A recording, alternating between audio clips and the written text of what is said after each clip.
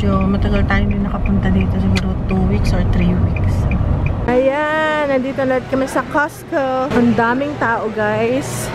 Kasi back to school. Next week na ang school, kaya maraming tao. Namimil ng mga gamit ng mga bata. Alright, guys. So, meron pala akong listahan. Normally, pag nagawa akong listahan, naiiwan ko. Pero this time, nadala ko ang lista ko.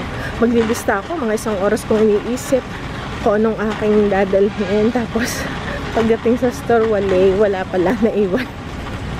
Uh-oh, free samples.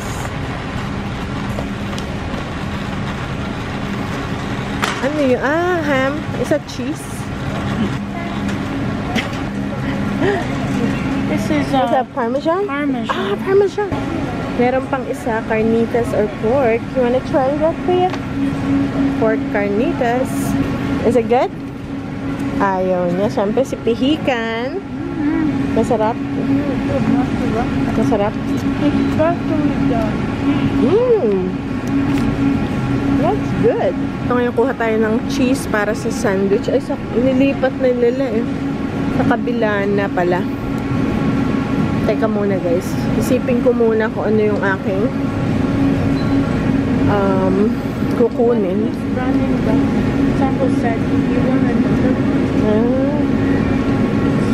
Tinanong daw siya kung tinanong daw siya kung gusto pa.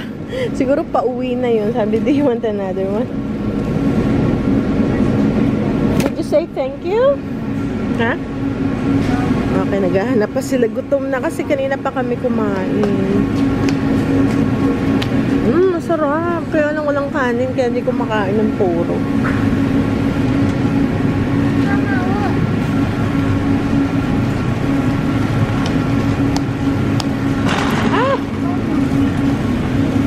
Ayan, meron pa dito. I think, ano muna tayo? Unahin muna yata natin ang that's drink, ha? That's a drink. Okay. Hanap sila. Ay, then, ang dami pang samples. Aba. That's orange chicken. Ah, orange chicken, Ben. That's what you want. Can come back. So good. It's so good? Okay. Wow. Veggie straws pati nga. Ayan. Ayan. Sarap. Ayan. Okay. Tapon natin yung baso. Alright, guys. So, tayo sa dairy section. Ito yung refrigerator na malaki. Punta tayo mamaya doon sa isang refrigerator. Pero, ay, $16 na to. Bakit? Ang mahal na. Okay. Ang kukuha natin dito is milk. Ang mahal na. Nagugulat ako sa mga presyohan, ah. Ba't mahal tong 2%? Pag 1% naman. Look, dati $9.99 lang. Uy! 4 naman pala. Kaya pala. Ba't mas mura ang whole milk? Eh, whole milk na lang. Whole milk na lang, guys. 3 lang yung whole milk. Ito 4. So, ayan. 3 lang. Aray ko po. Tapos, meron ng tingi-tingi na ano. Dati yung ano eh, yung isang buo. So, kuha na rin tayo ng eggs.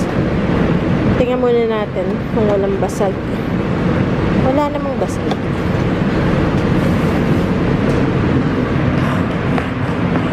Ano, winter dito sa ano? Nasa Alaska dito. Ay, ay 15 count. Hindi ko naman kailangan ng ganong karami. Ito na yun, ang dami. Wala namang takip. Alam mo guys, dito ako bumibili ng paper towel, toilet paper. Tumatagal siya ng buwan-buwan. Kaya hindi pa ako bibili. Siguro mga 4 na buwan na. Okay pa kami. Meron pantira. Kasi malalaki yung bulto talaga. So, deal siya kasi yung sa mga Walmart. I'll show you something. Alright. Who's hiding in there? Ayan, mga diapers. Hanggang bubong. Hanggang bubong, guys. Yay, picture! Si Ben hindi makita. Ayan sila guys. From doon guys sa dulo ay puro to cat food and dog food. Dog food at cat food lang hanggang doon sa dulo. Ang cute naman ng dog toys. Pwede siyang kids toys din, no? Ayan, oh. Dog toys. Ito ba? Ang cute! What's this? Mommy, look. Give your sample stealer their own name tag. Ah, sample stealer.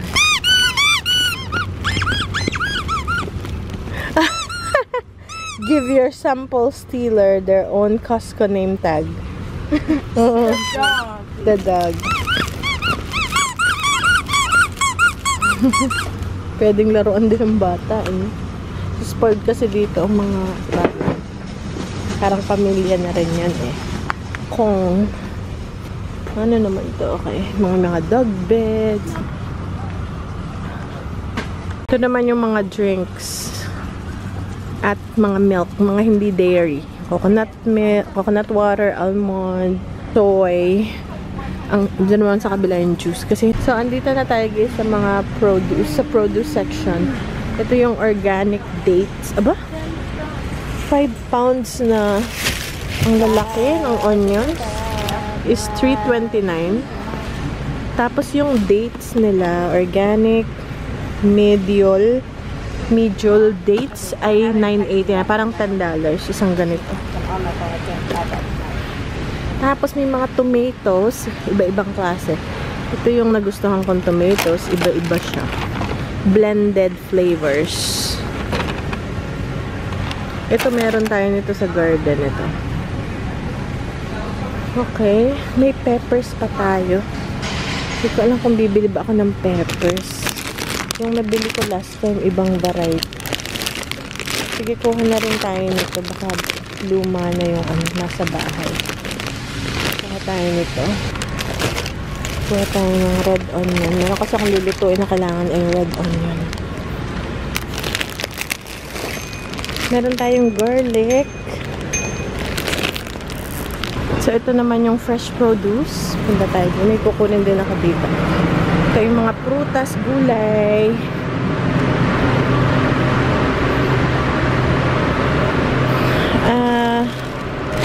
Celery. Ito.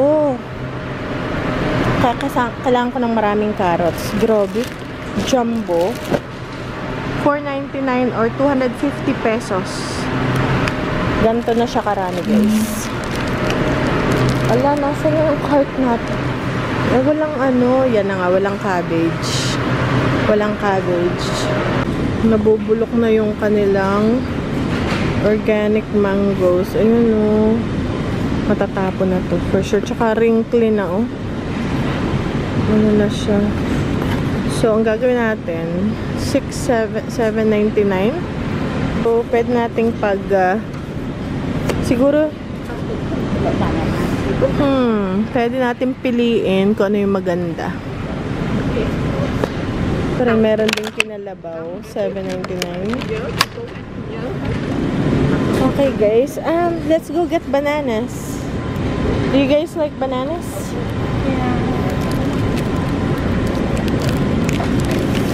Ayan, Alam Bakery. Oy, may cranberry loaf. Dito yung ginagawa sa bakery nila. Ito rin, meron ding bagel, different bagels. Ang linis ng kanilang bakery, guys. Diba? So, gusto to ni Ben kasi natikman niyo yung samples. Tingnan niyo, guys, daming frozen foods. So, na kailangan natin ng frying oil. Ala, ang mahal na ng Walmart. Dati, guys, to $7 lang a bag. Doble na ang price. Ayan, $14.14. Nagugulat ako sa mga presyohan. Totoo, $7 na yung binibili ko pag nagbe-bake ako ng banana bread. Grabe ang mga presyo. Ano pa to? Costco pa to. Wholesale pa ang ano dito, guys. Wholesale. Teka, hanap tayo ng oil. Kasi kailangan natin ng brown sugar. Ito na lang, vegetable oil.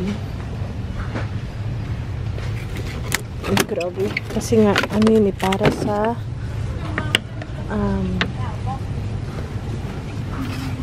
there's a handle. Can we get this? Yes, for ano yan?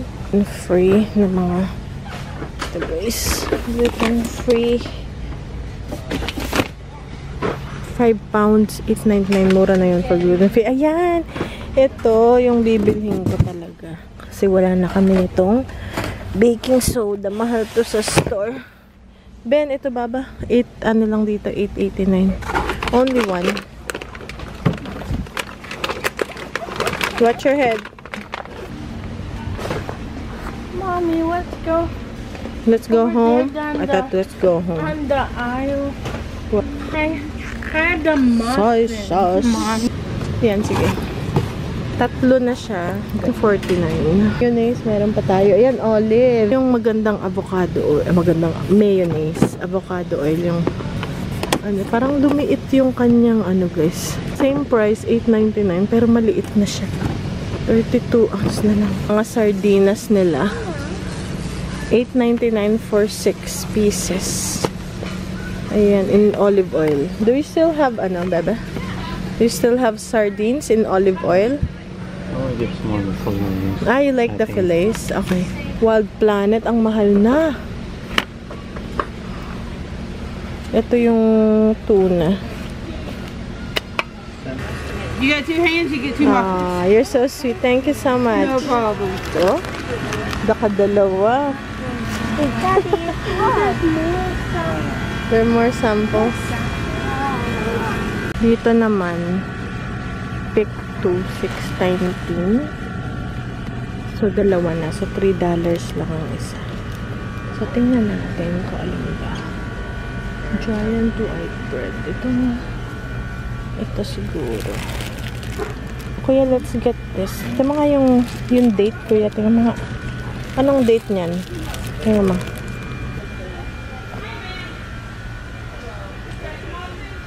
Okay guys, so tingnan natin dito kung ano pa ba ang ating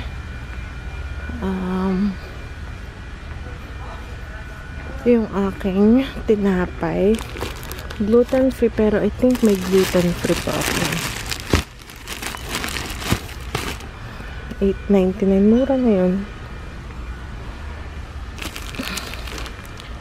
Brioche buns. Ito baba, I'm looking for a deal. Hello guys! So ngayon, ito na yung pinamili natin sa Costco. Tsaka dun sa isa pang grocery store kasi walang cabbage. Ito muna yung binili ko. Wala kasi silang fresh na ano dito? Broccoli. May lulutuin kasi ako sa Friday. 2 broccoli. Ayan. Tapos maraming cabbage. Wala kasing cabbage sa Costco. At saka meron din na cauliflower tayong binili. Ayan guys. So yan. So lagyan natin sa ref. Yung mga nabili natin sa Costco, yung iba pinasok ko na sa ref dahil frozen. So meron tayong ito, yung sardines, filet. Okay, bebe. Filet na sardines kasi yun ang gusto ng asawa ko. So meron tong 6 na piraso. So, ganito itsura niya. In olive oil lang to. Walang ibang flavor. Minsan to yung walang asin din eh. Basta ganyan lang siya. Okay. So, tanggalin ko na sa plastic. Tapos, wala na kaming ketchup. So, bumili na rin tayo ng ketchup.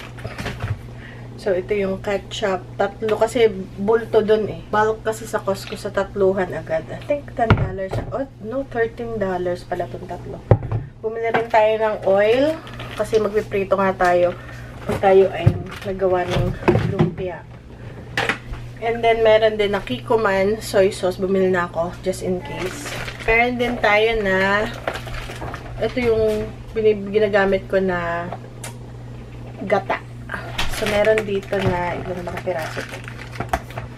Ang mamahal na ng presyo, guys. Talagang mararamdaman mo talaga na tumaas na yung presyo. Kasi grabe na ang presyo sa... Yun nga yung pinakita ko sa inyo dating 7, tapos 14 na. Ano ba yan?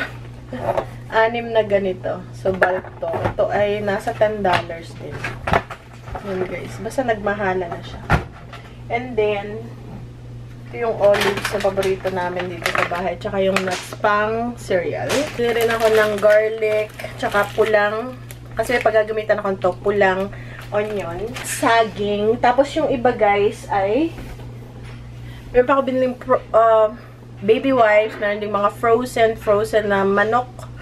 Meron din na orange chicken ni Ben. At saka mga snacks lang ng mga bata. Nakita nila dun. Ang hirap kasi pag pumunta ka sa physical store, marami silang nakikita. Actually, ito naka-clearance. Ano lang to. Siguro $6. $5.97. Swedish cookies yan. Tsaka, ito naman yung kay Ben.